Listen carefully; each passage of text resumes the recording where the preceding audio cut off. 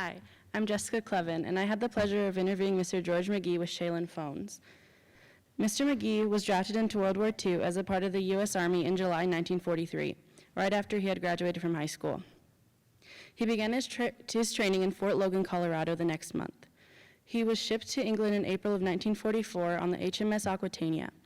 Mr. McGee was a part of the 109th Combat Evacuation Hospital that landed on Utah Beach in Normandy in 1944.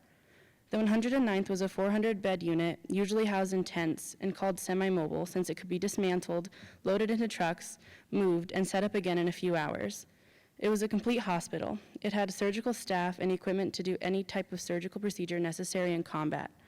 During the invasion of Normandy, the hospital had landed on Utah Beach and supported Patton's Third Army as it moved across France. On the afternoon of December 22, 1944, the hospital was notified that it would again that it would again support Patton's Third Army as it moved north to relieve the pressure of German breakthrough, known as the Battle of the Bulge.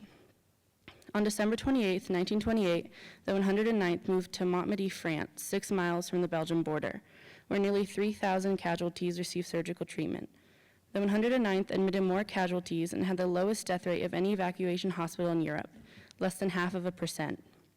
It received 5 battle stars, Meritorious Unit Commendation, and European Theater Streamer.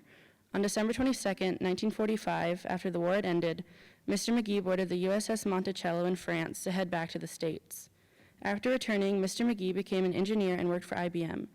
Today, Mr. McGee is retired but is actively engaged in the Southern Arizona Veterans of the Battle of the Bulge Association. Mr. McGee is a kind person that I am pleased I had the opportunity to interview. Please stand and thank Mr. McGee for his services and sacrifices made during World War II.